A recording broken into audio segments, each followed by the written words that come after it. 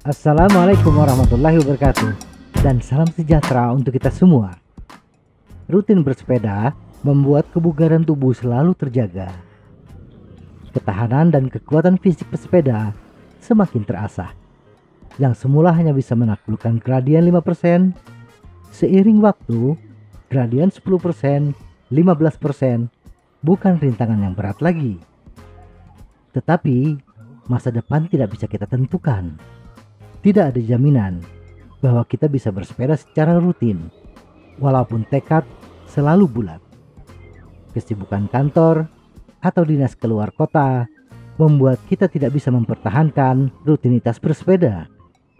Apalagi di musim pandemi ini, kondisi kesehatan atau sehabis perjalanan keluar kota mengharuskan kita untuk melakukan karantina, tidak bisa lagi bersepeda. Mungkin Anda mengira istirahat dari rutinitas bersepeda untuk beberapa bulan bukan masalah yang besar. Sayangnya, anggapan ini keliru. Istirahat dari rutinitas bersepeda, apalagi bila tidak diganti dengan olahraga yang lain, tubuh akan kehilangan kebugaran dengan cepat. Lebih cepat bila dibandingkan ketika menaikkan kebugaran. Penurunan ini tidak hanya fisik, tetapi semangat pun juga ikut turun. Untuk mengetahui apa efeknya berhenti bersepeda dalam waktu yang lama dan bagaimana cara mulai bersepeda kembali, mari kita bahas lebih detail.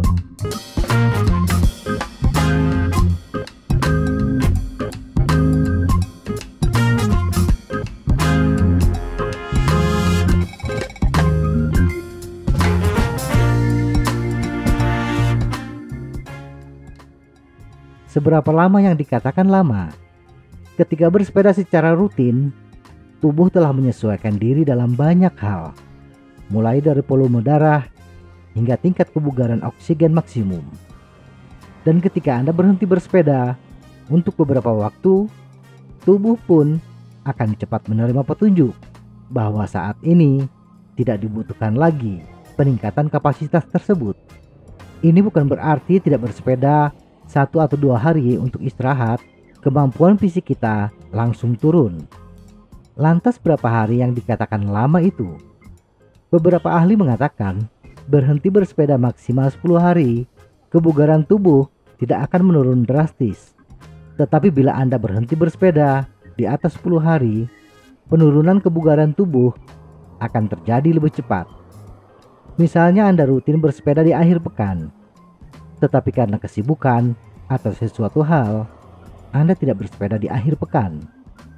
Kemudian, minggu selanjutnya Anda bersepeda. Nah, ketika bersepeda kembali inilah Anda akan merasakan penurunan kebugaran tubuh.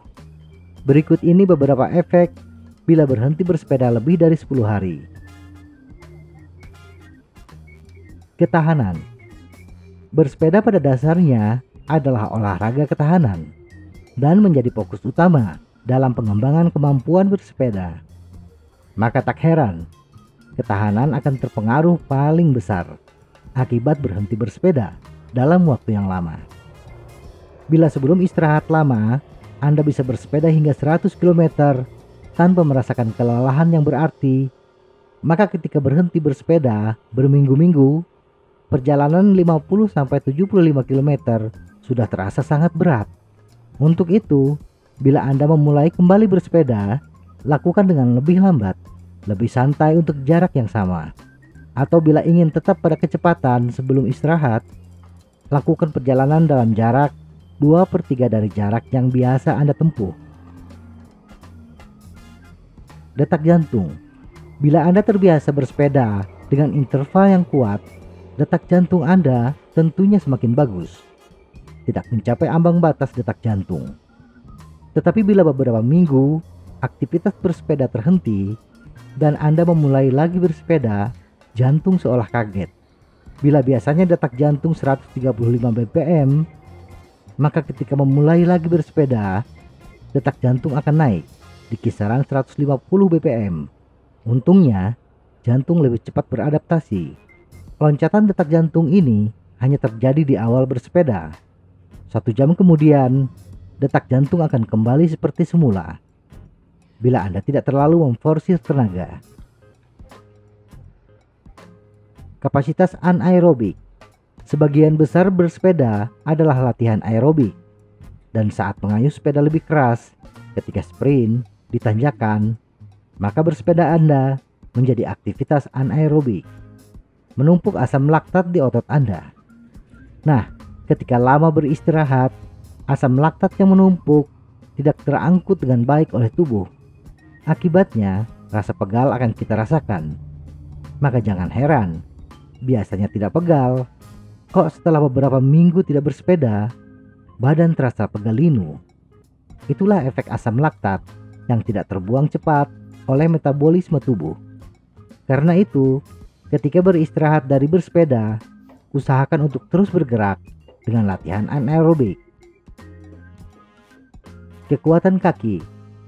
Massa otot cenderung bertahan lebih lama, sehingga pesepeda yang terlatih dengan baik tidak akan melihat perubahan yang signifikan bila berhenti bersepeda beberapa minggu. Tetapi bukan berarti tidak ada penurunan. Penurunan kekuatan otot kaki tetap terjadi dalam skala yang kecil. Anda akan merasakan penurunan tersebut ketika bersepeda di tanjakan atau ketika menggunakan giring yang berat. Agar kekuatan kaki tidak mengalami penurunan yang drastis, latih kekuatan kaki selama Anda beristirahat berminggu-minggu. Berat sudah menjadi rahasia umum. Badan yang mager, malas bergerak, kurang melakukan aktivitas fisik akan menaikkan berat badan Anda. Dan tidak hanya kenaikan berat badan saja, kurangnya aktivitas fisik juga akan menurunkan massa otot. Inilah penyebab menurunnya kekuatan dan ketahanan tubuh. Momen inersia. Masih ingat dengan teori Newton? Benda akan terus bergerak atau terus diam bila tidak ada gaya yang mempengaruhinya. Nah, ini juga berlaku bagi tubuh kita. Sekali mager, tetap mager. Tubuh yang terbiasa aktif akan terus aktif, dan tubuh yang terbiasa diam akan terus diam. Semakin lama Anda berhenti bersepeda, semakin besar pula usaha yang harus dilakukan agar bisa kembali bersepeda. Semakin besar pula kekuatan mental yang harus dimiliki. Kesimpulan. Jadi, jangan biarkan kesibukan Anda, kondisi lingkungan yang sedang pandemi ini menghalangi komitmen kita untuk tetap hidup sehat. Karantina tidak bisa dihindari, tetapi berdiam diri dalam isolasi bukan berarti kita tidak bisa melatih kebugaran diri. Lakukan gerak tubuh, walaupun Anda tidak bisa melakukannya seperti biasa.